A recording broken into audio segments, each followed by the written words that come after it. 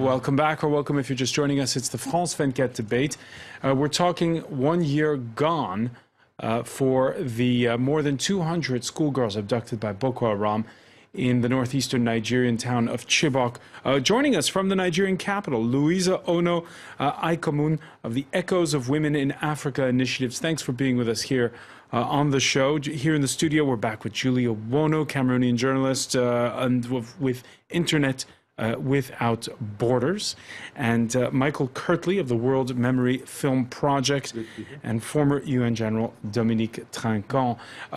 Louisa, let me just read to you one comment we had on Twitter from Yemi. The slogan, "Bring back our girls," didn't have any impact on the elections. Only the girls' relatives know where the shoe pinches. Do you get the feeling, Louisa, that this hashtag more broadly has been important or not in the fight against Boko Haram? Thank you very much. The Bring Back Our Girls campaign really helped to enlighten a lot of people on the abduction of the girls. The relentless effort of the campaigners has put the issue of release of the girls on the front burner and has kept the government on their toes. Otherwise, February 14, 2014, April 14th last year, the government were in denial of the abduction of a girl, if not for the concerted effort of civil society groups. Louisa, the line is poor, unfortunately. From what you're saying is that this has helped keep the pressure up. Michael Kirtley? I think it's a very important campaign from that point of view. For a number of reasons. First of all, it's one of the few times in recent years that we've actually seen the rest of the world care about people in Africa to the point that they create a media campaign, a social media campaign, and where celebrities are talking about it. I mean, it hasn't happened that often in history. And what's interesting here is that they're defending, as Julie was saying, they're defending the rights of young girls. This is all very important because the women of Africa are very important for the development of Africa, as everybody knows. So the campaign itself, I think, was one of the seminal moments, if you can say, in terms of directing our lens onto the problem of Boko Haram. Unfortunately, it also directed the lens onto the problem of Nigeria in dealing with Boko Haram. And therefore, I think that the campaign itself could have a kind of a backfire effect of perhaps making people less confident about Africa itself. Making people less confident? Julia Wono, you agree? No, quite not. Because, first of all, Africans themselves, I think what the Bring Back Our Girl campaign has proved. And I say Africans themselves will be less confident. Other people. Oh, other people. Other people. Okay. But concerning the Bring Back Our Girls campaign, I think it has, on the contrary, reignited self-confidence for African citizens. I think it was, as you've mentioned, the first time that Africans themselves were able to call attention of, international media and international leaders and even their wives, such as Michelle Obama and Valérie Travailleur at the time, etc., who were all, yes, mobilized for, these 200 anonymous girls. And yes, I think for me, Bring Back Our Girls has brought that. And that's why I was saying that it brings a bit of hope. But at the same time, once again, I want to insist on this. And I think it's important for the Buhari government to be conscious of that. Boko Haram and the abduction of these 200 girls is basically a war against women, young women, and their emancipation, their freedoms. Because these girls, where were they abducted? They were abducted in school, where a place where they would gain their liberties and their freedoms. And I think it's symbolically very important. And I think that's what should drive the action of Buhari government in order to prove that his government will forever say no to such, attack against freedoms and against women who represent almost 50% of the Nigerian population and who are so important for Nigeria. On that score, Louisa Ona Aikomun, We've lost the connection with Abuja. The telecoms gods are not with us on this discussion, but maybe hopefully we'll have her back in a moment. Michael Kirtley. Well, just to make sure that was understood, I was certainly talking about the outside world's vision of Africa and their institutions. Africans themselves, I think, could feel empowered for having begun such an effort. But I think that what we have to look at in the future is Nigeria. Let's keep in mind that Nigeria is one of the continent's most powerful and richest countries. And to think of a country that's that rich and that powerful having its own refugees going to one of the poorest countries in Africa, Niger, it's the image that itself that it sends about Nigeria is a very poor one. It seems to me, there being a civil war or of sorts or abductions, kind of seems to be par for the course for Nigeria. But on the other hand, where does Nigeria fit into solving the problem? Now, the next president's a former military leader, General Buhari. How's he going to tackle that? Because obviously what this has exposed is that the Nigerian army is the shell of its former self. Yes, certainly he is not only a former general, but also a former governor of Borno. So probably he knows very well the region, he knows very well the army, he knows what's the problem in the army currently. So I think he is the man who can fix up all this problem in order to defeat Boko Haram. But as Julie said, the problem is not a military problem, it's a development problem. And that's the development of Borno. And that, I think the former governor of Borno must understand that and be able to do something. And the second point is fix the problem inside the army, because a lot of the weapons going to Boko Haram is coming from the Nigerian army, sold by the soldier who are not paid by their officers. So that must be said. I mean, there are many things that must be sorted out in the Nigerian army currently, and I think the new president is probably the man who will be able to do that. All right. One person a little bit disappointed on Twitter expected the president would have spoken today, being 365 days. It would have given the nation hope. He put out that statement. Of course, maybe by the time you watch the rebroadcast, we will have heard from Muhammadu Buhari. Yeah,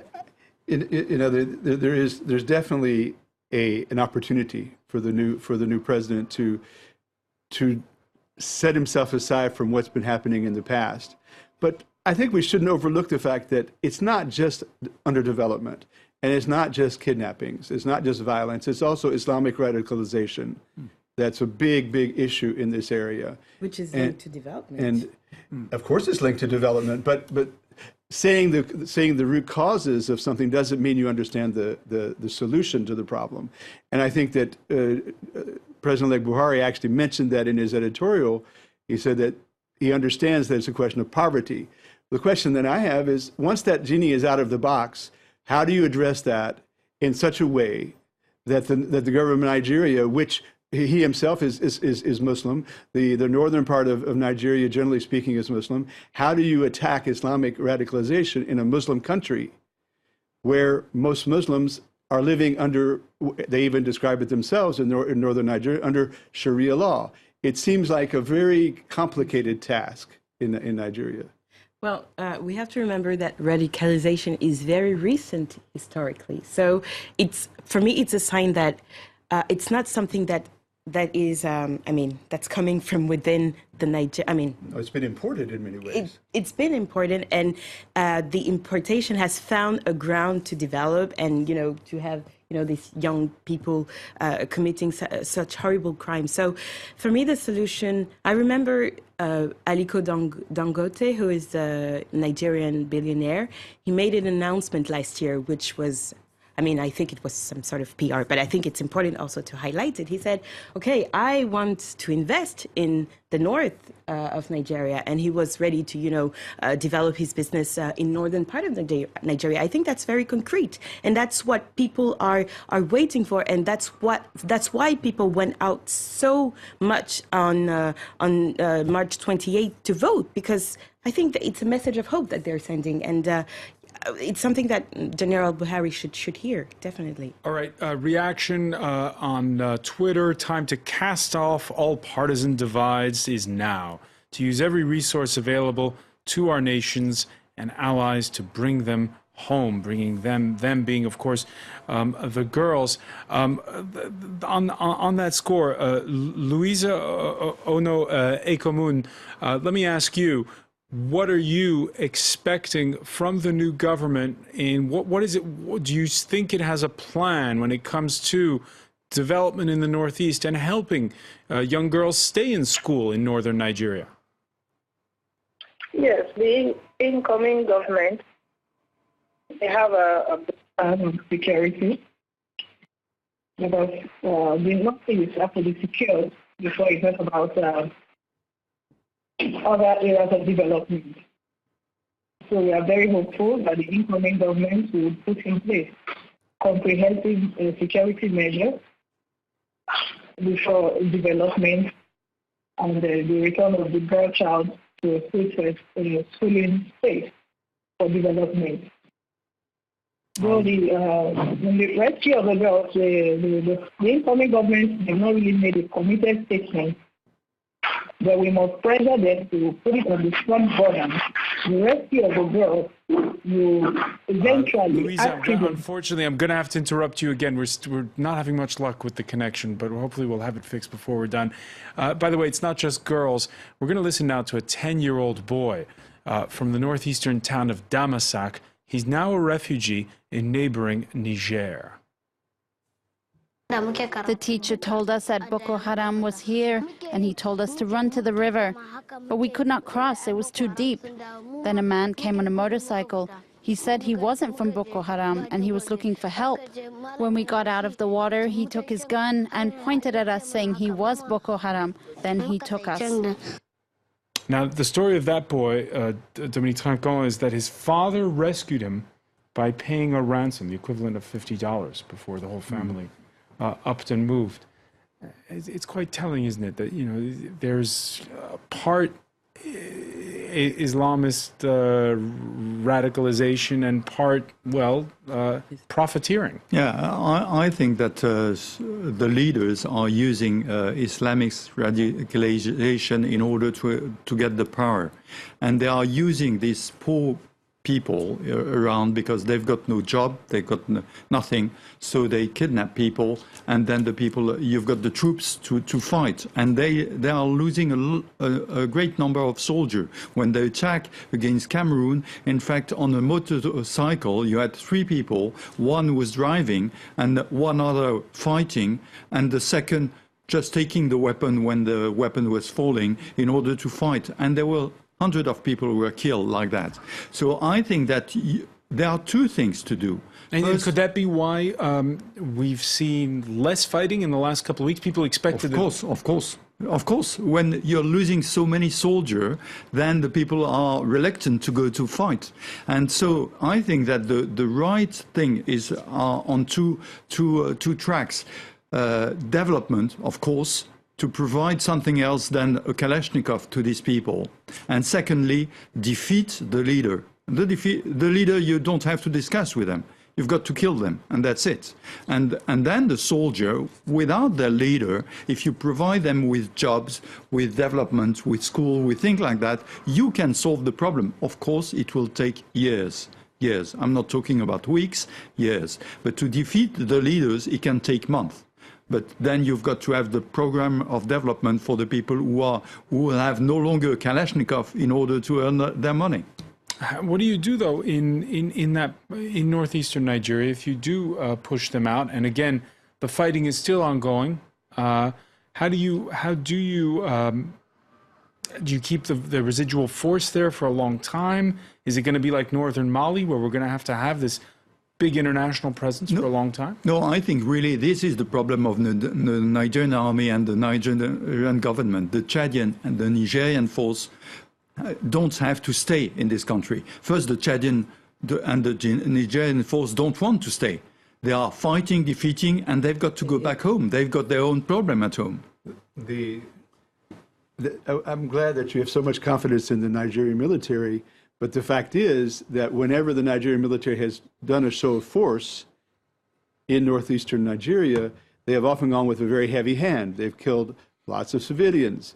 They've created a lot of havoc. and has turned the population in many ways against the military. They're almost as afraid of the military as they are of Boko Haram. And I'm not sure that they're not more afraid of the military than they are of Boko Haram. And I think that, but I do see some hope, because I think that what you have in northern Nigeria is a very interesting test case in terms of dealing with Islamic radicalization and therefore terrorism. Because I think that, as the general says, if you can somehow eradicate the leadership there, if you can somehow placate the others, the sympathizers, which isn't probably too difficult comparatively to ISIS or Shabab or places like that. It's relatively, I think that there's a way to approach northern Nigeria and the region, not just northern Nigeria, in such a way that alternatives can be offered, setting up a model. Because I don't think that the expression of Islamic radicalization there is as rooted. There's been a long period from Boko Haram was begun in 2002, but even before that, there were lots of debates going on in northern Nigeria as to the importance of Western education, as to the importance of Islamic education. And generally speaking, the Muslims in northern Nigeria were kind of agreeing that Western education is something they should be suspicious of, in part because they've always been left out of the development, including under the colonial government. And so I think that there's a way to turn that around by focusing on the spirit of Islam that seems to be the most moderate in that area, by focusing on offering alternatives.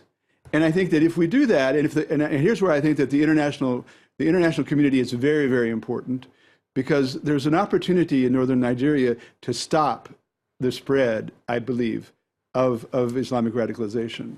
Louisa Ono Ekomun, I believe we have a connection now via Skype. Good to see you, finally. The northeast of Nigeria, even when it was northerners that were in power in Nigeria, was always neglected. Do you think that's going to change? Yes, with the escalating violence, I think politicians are now very serious about development, especially eradication of poverty, because the culture of al-Majiri, of giving out young children to Islamic scholars to raise, and they beg for alms for maintenance and welfare without having any formal education, has contributed immensely to the violence in the Northeast, because these al-Majiris were fertile ground for recruitment for Boko Haram enlistment. So I think right now the government is committed to a whole package of education for the Northeast and other parts of Nigeria to eradicate any further violence that will come through abduction and enlistment of young children, either for reasons of under religious reasons. Because before now, violence in the Northeast have been quite religious crisis. But with the emergence of Boko Haram, who have attacked both Christians and Muslims, it has become a new dawn for the leaders of Nigeria to know that they've always neglected some parts of the Northeast and Northwest, of course, and other parts of Nigeria, and the poverty rates, poverty situation, poverty that has overwhelmed Nigeria has contributed immensely to the high rates of violence. Michael Kirtley, I know that you know neighboring Niger well. Those Quranic schools also that Louisa was mentioning, they're also present there. Oh, Niger is going through the same kind of radicalization as is happening in northern Nigeria.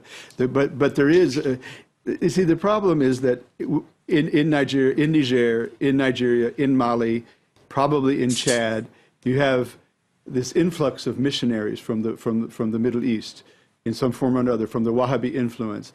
And they have built this Wahhabi influence over decades, not over the last few years. And so now that makes it very easy for groups like Boko Haram to develop sympathizers, because much of the initial money that supported Boko Haram was coming from that radical Islamic community outside of Nigeria. That people seem to forget that there were many individuals in Saudi Arabia and other places who were sending money to Boko Haram, and not necessarily to Boko Haram, but to the more extremist hardline schools. All right, Louisa, one final question. How would you characterize the mood where you are in Abuja on this, the first anniversary? Okay. First, we've had peaceful elections.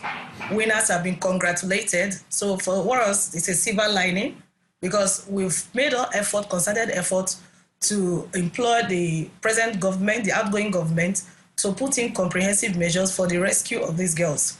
Now they've paid deaf ears, and all we had were just assumptions, no real proof of a concerted effort to rescue these girls. As it is right now, the tempo is high, the expectations are high, that the incoming government will put what it takes to bring back the girls home. Though the incoming government, they are not promising any miracle, but we know security is one of the major agenda of the incoming government. And even at the Bring Back Our Girls campaign today in Abuja, we're all hopeful as mothers of the Chibok girls and of course members of the Chibok community were all present at the campaign ground today, and even the schoolgirls that were involved in the campaign who walked to the Ministry of Education calling for safer schools for girls and boys in Nigeria all had hopes that very soon, that these girls will be brought back home. For now, we are not... Let's hope that it's the case. Louisa Ona-Aikamoun, I want to thank you for joining us from Abuja. I want to thank Michael Curdley, Julio Ono, Dominique Trinquant. Stay with us, though, because our Media Watch segment is next.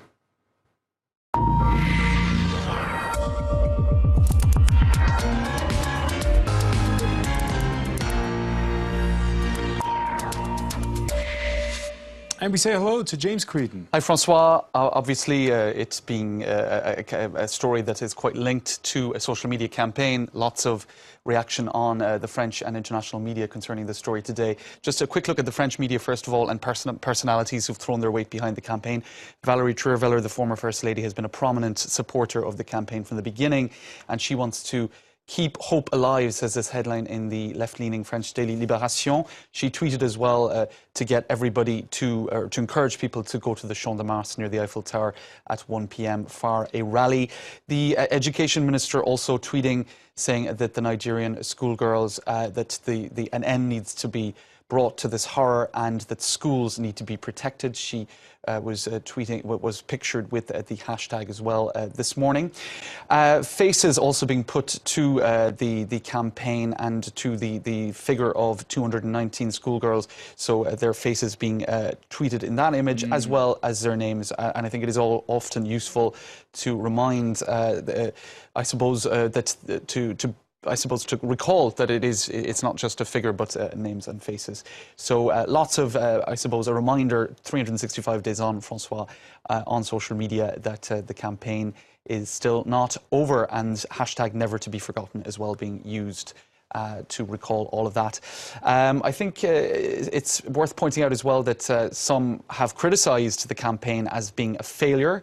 And one person who is defending that campaign is a Libération journalist who is in Nigeria at the moment, Maria Malagardius. Now, she is saying this movement did push Goodluck Jonathan and indeed the international community to take a closer look at the issue. So it's not the social media movement that failed in some senses, it is the political will that it inspired that didn't go far enough. So I think that's worth pointing out, and well said by Maria Malagardis. Others saying no man's ever defeated until defeat is admitted as a reality. So you're seeing a mixture of defeatism and determination. Yeah, and we saw viewers split on today. that point, because it was a question that we put as well on our Facebook page, and some saying, you know, this has helped bring the conversation to the fore and put this part of Nigeria on the map. That's right, and indeed it did gather a huge amount of support over the last year. The worst defeat is to refuse to move forward. The gap between success and failure is the last step we take. So that's another tweet expressing determination, Francois, and a lot of official accounts as well, such as UN Women saying it's been 1 year. We are not giving up, and we need urgent action. The World Economic Forum, bring them back now. So that's the sort of tone of a lot of the comments you're seeing on social media. Shall we continue to fail them? No. So certainly a lot of determination mixed with a certain degree of defeatism on social media today, Francois. All right, and as we heard from Louisa in Abuja, Louisa Ono, a lot of hopes now with going forward that they can be defeated militarily and that the North will get that attention it needs. I want to thank our panel. Thank you, James. Thank you for being with us here in the France 24 debate.